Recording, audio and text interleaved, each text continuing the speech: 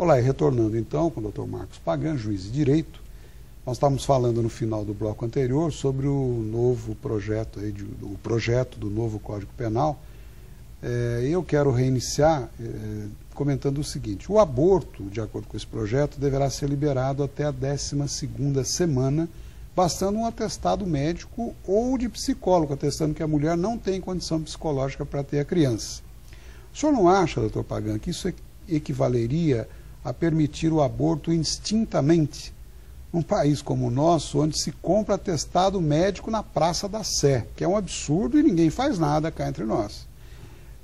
Qualquer situação que se precise, não só, eu estou citando Praça da Sé como uma referência. Sim.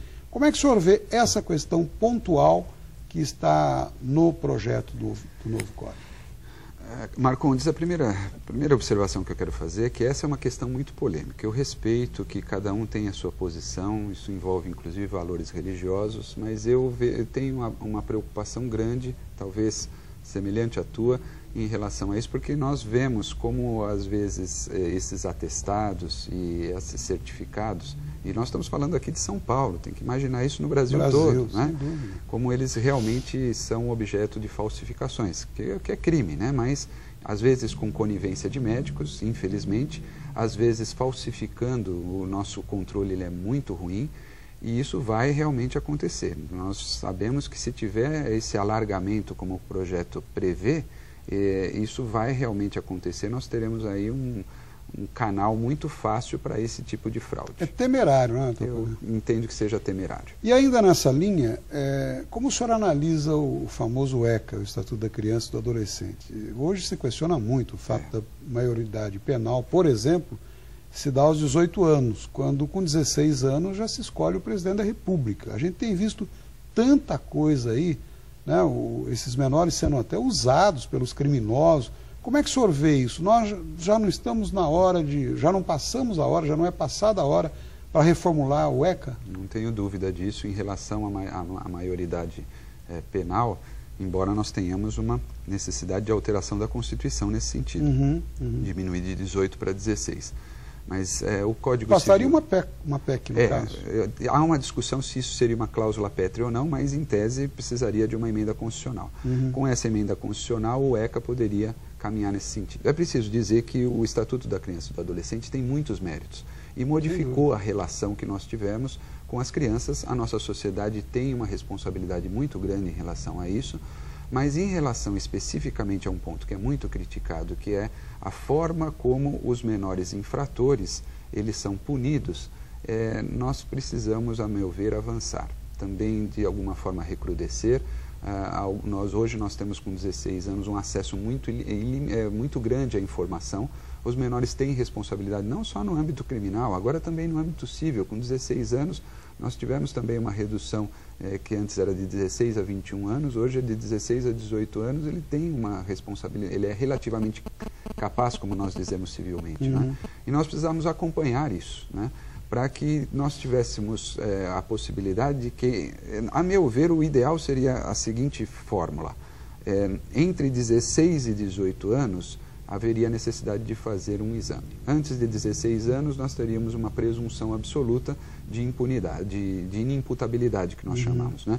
E entre 16 a 18 anos, ele deveria ser submetido a um exame. Caso a caso. Caso a caso. Mas é necessário. Há argumentos contrários dizendo que nós vamos também jogar esses meninos que ainda estão muito crus, a meu ver não, mas jogá-los na companhia de criminosos mais graves. Mas eu acho que isso pode ser resolvido. Embora eu não acredite que isso vá ser modificado, infelizmente. O interessante é que essa possibilidade de se manter a impunidade tem levado a situações interessantes, né? Outro dia mesmo vimos uma notícia que um menor criminoso, assassino, comprovadamente tinha praticado alguns homicídios, às vésperas de completar 21 anos lá no Rio Grande do Sul, se entregou, faltava 17 dias, quer dizer... confessou ainda nessa faixa, então automaticamente ele ficaria liberado depois. Quer dizer, tudo se usa em função de facilitar essa condição de impunidade que tem ocorrido, não é? Daí a sensação de impunidade, e o pior é que não é só uma sensação. Essa sensação ela tem realmente um respaldo naquilo que está acontecendo na sociedade. E esses menores são utilizados não só para crimes violentos, e principalmente como soldados do tráfico, lamentavelmente. Entrando nessa linha, como o senhor interpreta a tolerância ao uso de drogas, criminalizando, isso no projeto também do Código, aqueles que possuam quantidade de droga para uso superior a 5 dias? Nós vamos agora... Não vale responder que é uma piada. Nós temos agora um usuário de droga, ou seja, o viciado, ele já vai ter... Isso no projeto do Código, no que nós estamos falando. Eu não vejo com bons olhos também. Sou crítico em relação a isso, porque já tive experiência no juízo criminal. Na minha época, o uso de entorpecente era punido, né? Hoje ele está praticamente despenalizado, o juiz dá uma advertência, e nós já tivemos um abrandamento. Isso não vi nenhum resultado melhor que isso. É evidente que o usuário também precisa, alguns deles precisam de tratamento, reconheço que o Estado também tem que assumir uma parte dessa responsabilidade, mas criar um limite, um volume para que a pessoa possa utilizar de droga para ser classificado como usuário, quando na justiça criminal, no julgamento, há outras complexidades muito maiores em relação a isso. Às vezes ele está numa situação que ele pode guardar um pouquinho e vai soltando, vendendo essa maconha, esse entorpecente, né, sem que possa ser flagrado. Então vai dificultar muito para a polícia, vai facilitar demais, já está para o traficante. Para o traficante, e o pior, vai aumentar o consumo. Então nós estamos indo na contramão daquilo que a sociedade quer. Então, novamente, sou crítico em relação a isso. Eu espero que o legislador, que os nossos congressistas tenham um bom senso de não deixar passar essa alteração. É bastante delicado. Doutor Pagan, e como juiz, no caso do juizado especial, criminal especialmente, como o senhor vê as saídas dos detentos nas datas especiais, aí, sem o exame criminológico? O juizado especial, a gente acaba não tendo muito contato com os detentos, porque são penas alternativas. Certo. No entanto, como eu atuei bastante nessa área criminal, como juiz da execução criminal, eu posso atestar isso. Nós temos duas questões relacionadas aí, Marcondes. Uma é a necessidade, nós temos mesmo uma necessidade de, aos poucos, ir trazendo aquela pessoa que está presa para o novo convívio da sociedade. Esse é um aspecto. O segundo aspecto, e o instrumento da saída temporária, ele visa Teria isso. Teria esse objetivo, que é um objetivo louvável e necessário.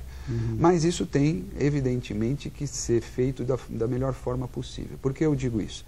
Porque é preciso um controle, principalmente nas primeiras saídas temporárias. E principalmente com aqueles réus, com aqueles sentenciados que têm um histórico de violência. Então, é preciso ser feito um monitoramento. Nós temos hoje a possibilidade de um monitoramento eletrônico, o Estado tem que investir nisso.